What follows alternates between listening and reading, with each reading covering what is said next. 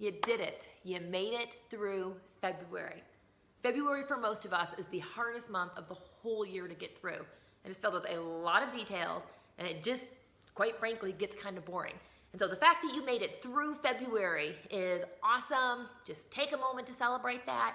And it should be kind of downhill from here. I'm not gonna say there's no more stuff like that, like dry details coming forward. There's a good bit of that in March, but no month is as hard as February for most of us. And you made it through that, so you can do this. Today we're gonna talk about what we read in the last month, which is pretty much most of Moses' life. And so as we go though, I wanna look at God's motives for some of the things that he did as we kind of look at God's experience in this story. So why did he do some of the things he did? This is by no means an exhaustive list. There are lots of people would see different motives of God, but this is what I see as I'm reading through this portion of the Bible. So first of all, the whole month starts, Exodus starts with Moses being born and being rescued by being put in that basket by his mother and the princess taking him out of the water and raising him. So God's first motive that we see is to rescue Moses. After that, Moses kills the Egyptian and he goes off to Midian for 40 years, and then God meets with Moses at the burning bush. When they're at the burning bush together, God tells Moses a bunch of stuff. But one of the things he says that I think is cool to Moses is he says, or at least interesting, is he says, I have seen the oppression of the Israelite people by the Egyptians, and I have heard their cries, and I'm going to rescue them. So first of all, he heard it and he saw that. He didn't have to go listen and see. He already knew from before creation, he knew what was going to happen to the Israelites, and he knew that it was part of his plan. And he could have kind of like stayed in heaven and just sort of like had a mind sight, like a picture in his head of what was going on down there. But that's not what he did. He came and he looked at it and he listened. Once again, we have this God who is fully present in that moment. And he says, what I'm going to do is I'm going to rescue them. So God's motive, first it was to rescue Moses, and now it is to rescue the Israelite people from Egypt. So Moses goes back and tells Pharaoh to let my people go, and then we have 10 plagues that happen in Egypt. Some of them Israel goes through, and some of them Israel watches as Egypt is just kind of completely ruined by these plagues, and it ends with the Passover. So one thing about these plagues is each one of these plagues, sort of what the plague is about, represents an Egyptian god. So for instance, there's this one god in Egypt at that time that there was a head of a frog, is what that god looked like. And so one of the plagues was all of the frogs coming on the earth. So each one of the plagues, you can Google this and find that there are Egyptian gods, and then the plagues, each one of them showed that God had power over those gods. Whatever they were supposed to be God over, they were powerless to stop the God of all gods, the real God, from showing his power over what they were supposed to be in power of. So part of the reason that God sent the plagues, yes, he's trying to, convince the Egyptians, convince Pharaoh that they want to let the Israelites go, or else God's going to punish them. But I think there's more to it than that. God is showing not just Israel, but he's showing the Egyptians and everyone around that these gods, they are false. They're powerless. I am the God, and I have power and control over all of the other gods. I am the God that has all of the power. So at one point when he's doing all of these plagues and stuff, when he tells Moses to go back to the people, he tells Moses, tell the people that I'm going to do this so that you will know that I am the Lord. Did you notice that phrase repeated over and over again? I'm going to do this so that you will know that I'm the Lord. I'm going to do this so that you will know that I'm the Lord. He wanted Israel to know, I am God. I am the Lord. And then later it says, I'm doing this so that your grandchildren will know that I am the Lord. In another place it says, I'm going to do all of these wonders. I think this is when they're about to cross through the Red Sea. And he says, this is why I'm doing this, so that Egypt will know that I am the Lord. And then later it also says, so that the whole world will know that I am the Lord. What is God's motive for these plagues? What is God's motive for all of this just drama that it took to get them out of Egypt? His motive is to be known, so that the Israelites will know he is the Lord, the Egyptians will know he's the Lord, and the whole world will know that he is the Lord. The last plague is the Passover. And God had several reasons for bringing the Passover. It was picturing Jesus, and he was using it so that Pharaoh would finally get the point and let the people leave. But also he says, this is why you're going to celebrate the Passover. You're going to celebrate the Passover so that you will remember. You'll remember who I am and what I've done. You'll remember that I am the Lord and that I did all of these things. God's motive is to be remembered. And then God leads them by a cloud during the day and fire at night. He says, I'm going to be with you through this cloud and through this fire. I'm going to protect you and I'm going to be with you. God's motive was to be with the people. Then they come to a place that there's no water, and they search for water. They finally find water at this place called Marah, but the water was bitter. It was like poisonous water, and God made it clean. Through Moses, he makes it clean so that the people can drink it. So you wonder, why didn't God just lead them to clean water? He could have just made that water clean, but instead he made it bitter.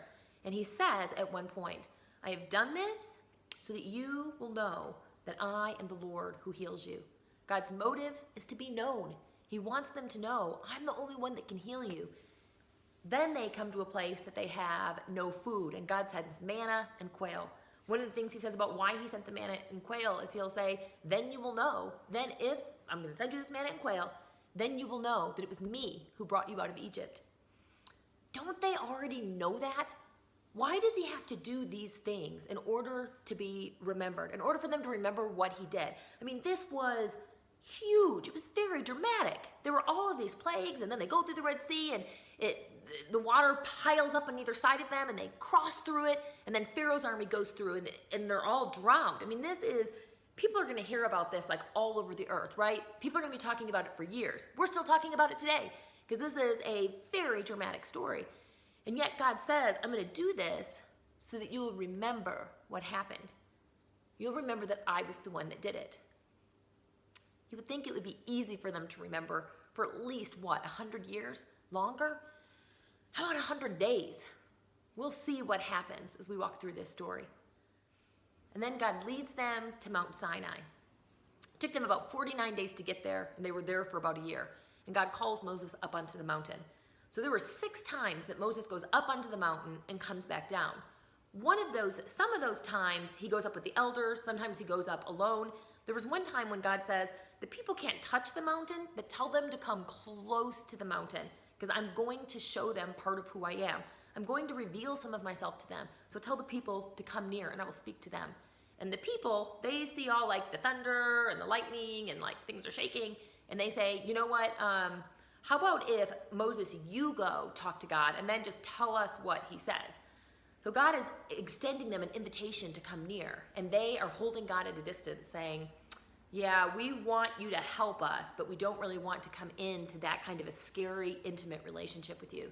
So Moses goes and talks to God, and he gets some instructions. Before he even got the 10 Commandments, he got other instructions from God, and he comes down and he says, look, people, this is the deal that God wants to make with you. God is talking about making a covenant with us, a deal with us, and this will be the deal. He will give us him, and we will give him us. You give me you, I give you me. We're going to be in a covenant together where we belong to each other. And of all of the false gods on the earth, there's one true God.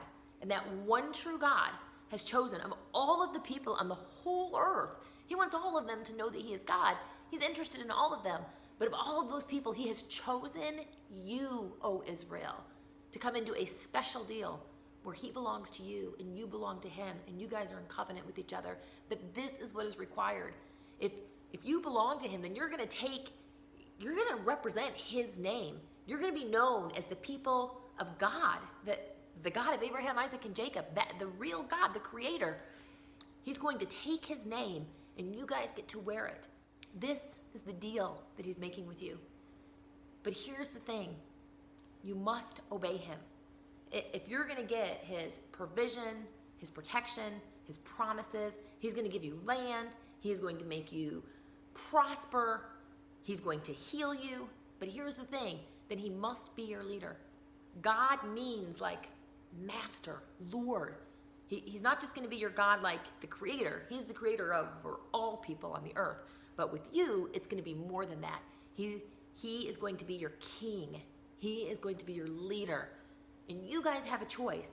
Do you want that kind of relationship with God, or would you rather him choose someone else?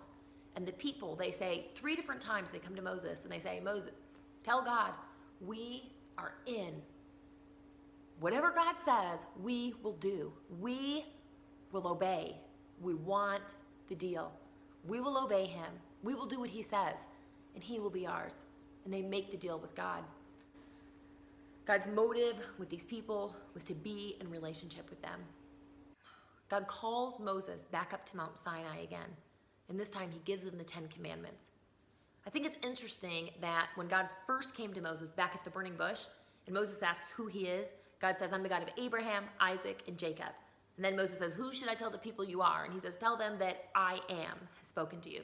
So God gives Moses information to identify him, basically like his name and who he is. But he doesn't really give him a lot of personal information at that time. But since that time, Moses and God, they have experienced things together. They have kind of bonded. I mean, they walked through the plagues and the Red Sea and leading these people. And Moses and God have had experiences together now. And at this point, when God comes to talk to Moses, after Moses has sat in silence, waiting for God to speak to him for 6 days, God comes to him and he says, I'm not only going to give you these laws and stuff, but I'm going to reveal more of myself to you. This is who I am. And he tells him, I am a compassionate God, the God of compassion and mercy. I am slow to anger, and I am filled with unfailing love and faithfulness. And here's the thing you need to understand about me. I won't let the guilty go unpunished. I will punish people. But for those who love me, I will love them and be faithful to them for 1,000 generations. I will pour out my love on them, unfailing love for 1,000 generations. If the people choose me, if they set their affections on me, it's going to go well for them for a very long time. But here's the other thing you need to understand about me. I will not put up with rivals. I'm a jealous God. I mean, rightly so. He says, I will not share you with false gods. I will not share you with gods that you carve a piece of wood and you worship it along with me. So here's the thing. You can have me or you can have them, but you can't have both. And at the same time, here's the crazy thing. God's having this experience with Moses, and he's revealing like himself to Moses. He's telling Moses who he is, and there is kind of a beautiful experience between the two of them where God has found, kind of like Abraham, he's found this friend and a human being that he can open up with and have this conversation with. But at the same time that God is having that experience, God's experiencing it. He's there. He's entering into the moment. But at that same time, he is having another experience. Because while him and Moses are bonding and he's revealing himself to Moses, at that same time, those people down below are making that golden calf. Does it make your heart ache? It does mine. And not only did they make a golden calf and they worshiped it, and this was one of the Egyptian gods that God had proven false, or at least proven completely powerless. Because during the plagues, remember there's the plague of cattle? God had said this Egyptian god that's got like the head of a calf or whatever, it is completely powerless. I am the God over all. And that's what the plagues were for, to show the people that he is the only true God. And he says, this is who I am, their fault, please remember. And it's not even 100 days later. And the people, not only do they make a golden calf and they worship it, but to me, the saddest part of this whole thing that just really makes my heart ache is that they look at this golden calf and they make this pronouncement. They say, "Hear, O Israel, here are the gods that led you out of Egypt." What? God did that. They're attributing to something that just came out of the fire that they just made. They're attributing it to something that God had done and that they had promised to remember. And they've already forgotten him. They forgot that he's the one that did it. So we are going to take a few minutes and look at the purpose for the law and the tabernacle. You read a lot of details this month. And we're going to try to pull it all together by looking at some verses from the New Testament that kind of help us understand what the purpose is for all of those details. So you can pause this, and when you finish looking those things up, hit play again, and we'll talk for a few more minutes. The law is usually divided into 3 types.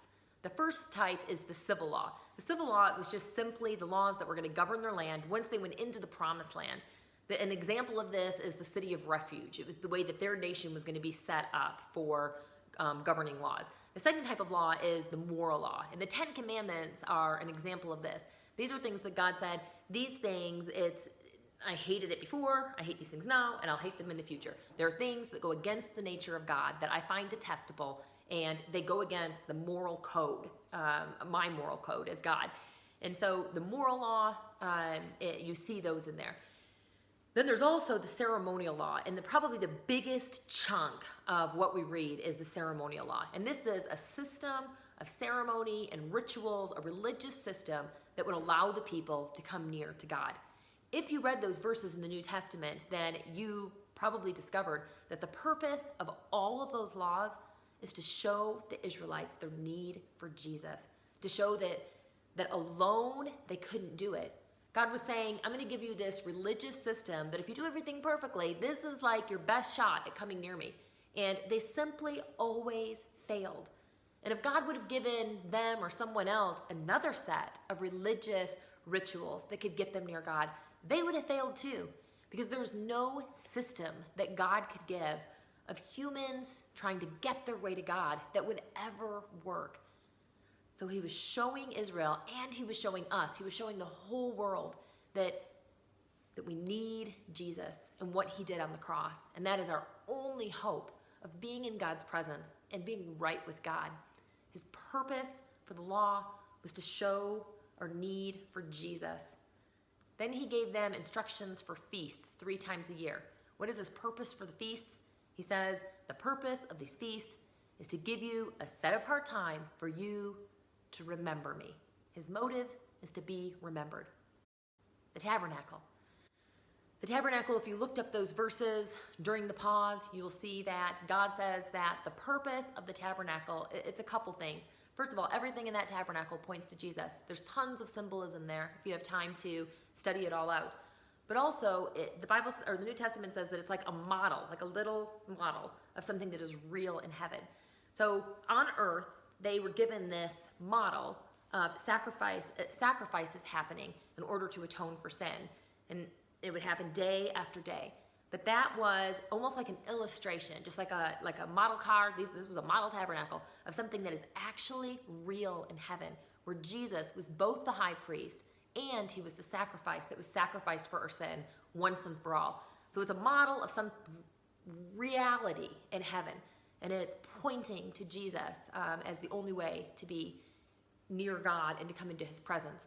But a third thing that I see that's kind of the purpose of the tabernacle is God was already with the people. He dwelled with them when he was in that fire and that cloud that kind of hovered over them. But God was saying, I'm with you, but I want to be right in the middle. I want to be in you.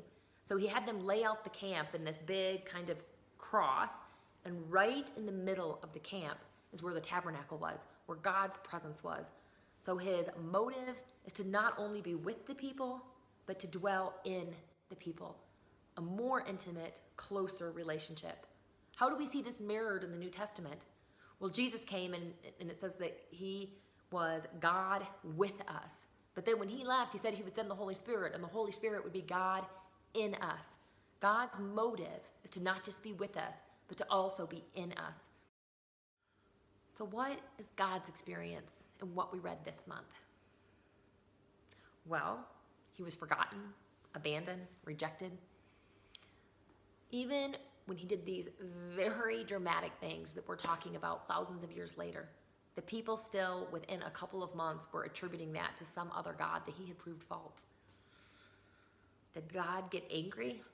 Yes, he got angry. Shouldn't he be angry? He is a person with feelings and emotions. He experienced these things. Yes, he knew they were going to happen, but he was in that moment, he was experiencing this rejection.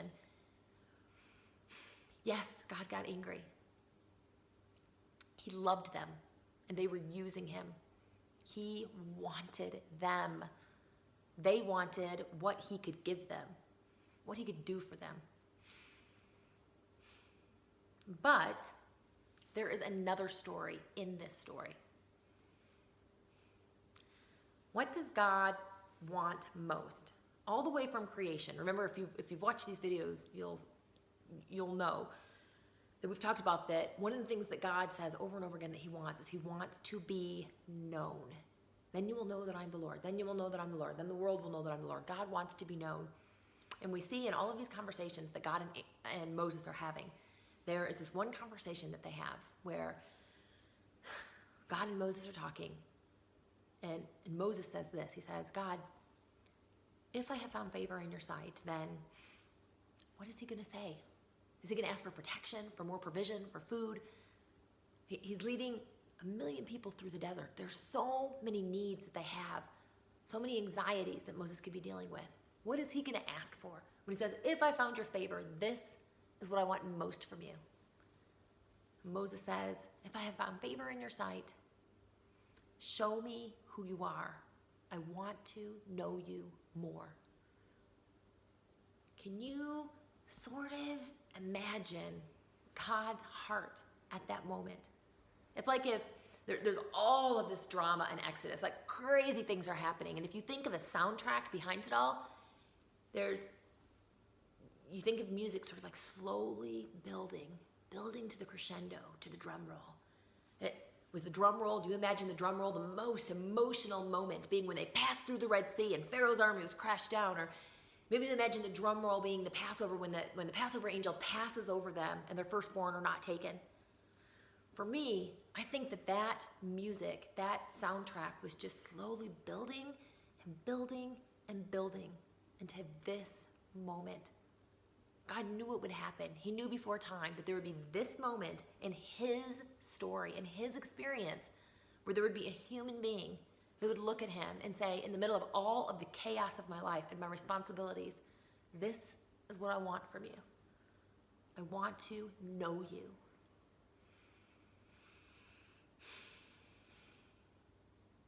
And it is my hope that this year, as God experiences this year with us, that he looks down and he sees and he hears and he experiences a chorus of us saying, oh God, there's so many things I need from you. There's so many things I want from you. But this is what I want the most. Oh God, if I have pleased you, I want to know you.